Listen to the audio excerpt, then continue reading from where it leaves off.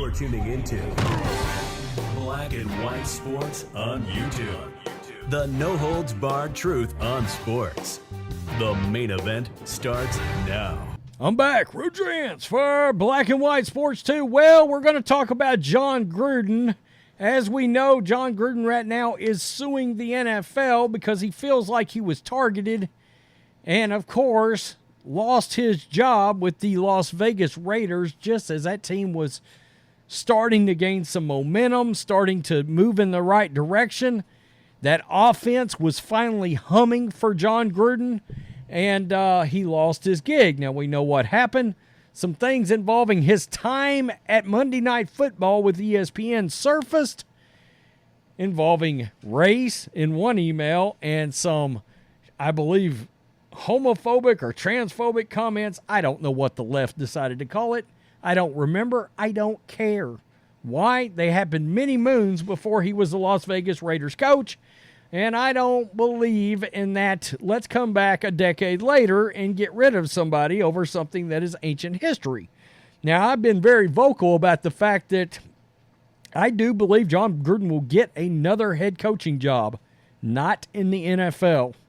But I do believe, and boy, the leftists are going to lose their minds because he has almost gotten two massive NC2A coaching jobs.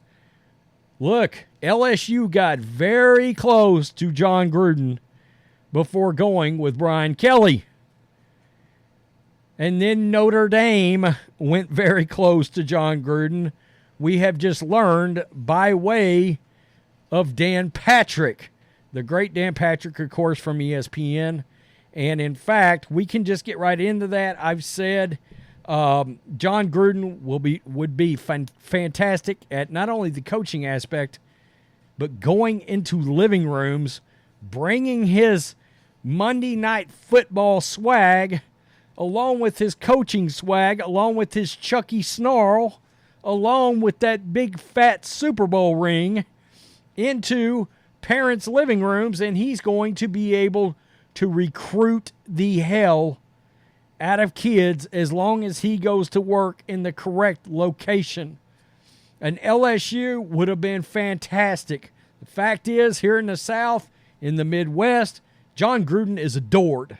Plain and simple. People love Jon Gruden. They love his frankness and his straightforwardness and his pulling of no punches. I cannot think of somebody that I would want to have coach my son in college football more than somebody like Jon Gruden. It's one of the best to ever do it, in my opinion. Well, anyway, let's get to this because Dan Patrick came out. This is on his show.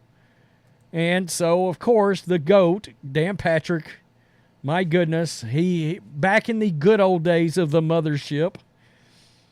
There are no good days on the mothership any longer, we know, over at ESPN. But Dan Patrick, Notre Dame, of course, played in Ireland this past weekend. Dan Patrick and them, NBC, they covered it. Here we go. On the air when Notre Dame was looking for their replacement for Brian Kelly. And Jon Gruden's name came up, and he was in the mix. And then John later took his name out of the mix. But I was told when we were in Ireland, I followed up with somebody, and I said, got any information on how close was Jon Gruden to getting the job at Notre Dame instead of Marcus Freeman? And I was told that there was one prominent person who was pushing for Jon Gruden to get the job. And I don't know if it was close or not, because I do think those players rallied around Marcus Freeman. There's that video where he gets the job, and his players are as excited and as emotional, if not more so, than he was. But I was told that Jon Gruden was in the mix, and got it on good authority that, you know, they at least were, because John grew up in South Bend. He was a ball boy there. I think his father worked with the Fighting Irish, but going back there and maybe coaching there. Of course, stuff came out about John and... Okay, so we'll stop it right there, but you get the point. Jon Gruden was a real contender for that Notre Dame job. So that's two right there that we can think of between LSU and Notre Dame. Oddly enough, both jobs having involved Brian Kelly at some point. But LSU and Jon Gruden was a thing. That rumor was all over the place. A lot of people around LSU was pushing for that. They ultimately went with the guy that left Notre Dame. And then we've got this, and I found this very interesting. I wanted to go over it because Charles Robinson recently went in and unpacked this situation involving Jon Gruden, and I thought there were some pretty interesting things, particularly about the fact that he is looking to crush everything and everybody involved in him losing his gig. And Jon Gruden is out for blood. And I don't blame him. I mean, there was no need for this whatsoever. But everybody's so consumed with, well, you can't even come out and be like, you know what, my bad. All right, let's all go team. Let's everybody move on with life now. That's not the way it works. People want to ride it until you're gone. And, of course, the first email leaked. Mark Davis didn't want to fire Jon Gruden, so he didn't. So a few days later, we don't know where the second one came from, even though a lot of people suspect it was the NFL or Roger Goodell leaked another one, and that was the one that ultimately forced Mark Davis's hand. But the NFL wanted him to make that move. Wow. The report has a lot to unpack. This is the report that came out involving ESPN. Whether it was the Raiders owner Mark Davis reportedly telling one of his charges F the NFL and F Dan Snyder, or details about the tangled partnership between the league, Snyder, the Rock Nation Entertainment Company, and NFL Commissioner Roger Goodell, there was seemingly something for everybody. But one person in particular may have walked away from the expose with more ammunition than anybody, Jon Gruden. The former Raiders coach had long been venting to confidants that he believed the leaking of his personal emails, which contained racist, misogynistic, and homophobic language, were part of a orchestrated hit job by enemies in the league office. His agent repeated the claim in August of 2022, and Gruden's legal team echoed it in pending litigation against the NFL. Now he has an ESPN report that details intersection of complication for the league, tying together Goodell's handling of Snyder and the Washington team owner's desperate bid to survive a multitude of investigations. So that's interesting. But this is where Jon Gruden's head is at on this. Quote, John's going to take this all the way. So in other words, he's not okay with arbitration on this bad boy. Said a league source with personal ties to Gruden, Goodell, and former Washington executive Bruce Allen, who was the recipient of Gruden's leaked email. Quote, this is as personal as it gets.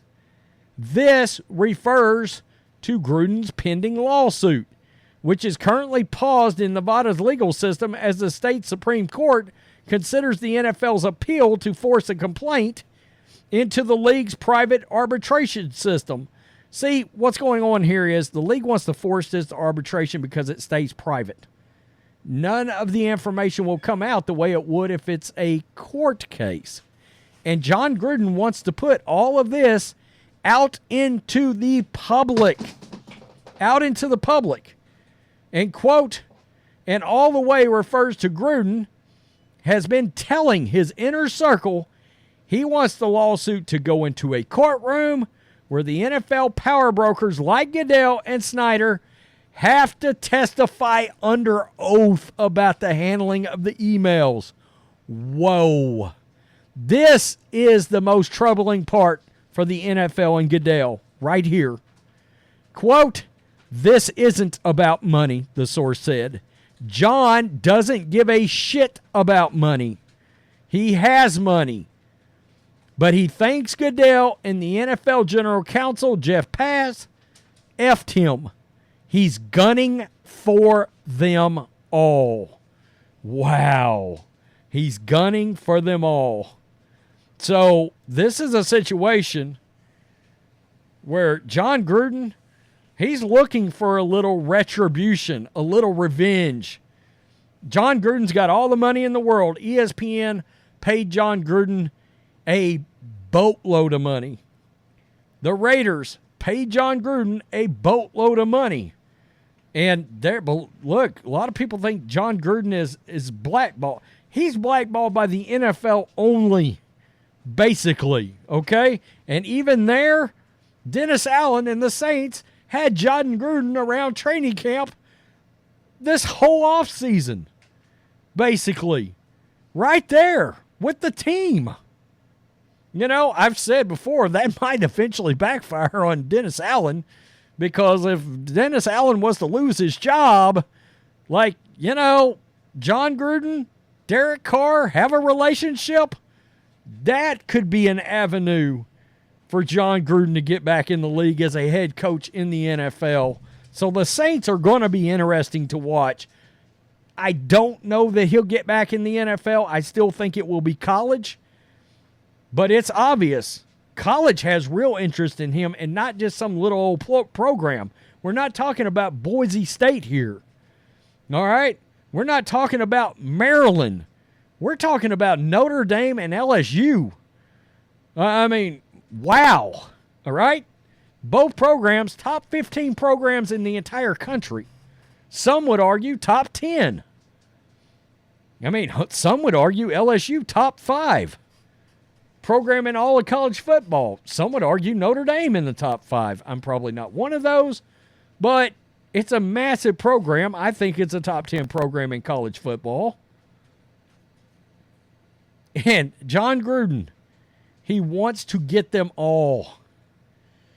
I mean, wow. That's the best part about all this, is both things. He's gunning for them all, and he wants it to all be very public as it's going on. I got to be honest. I think he wants Goodell's job. He's like, you took my job.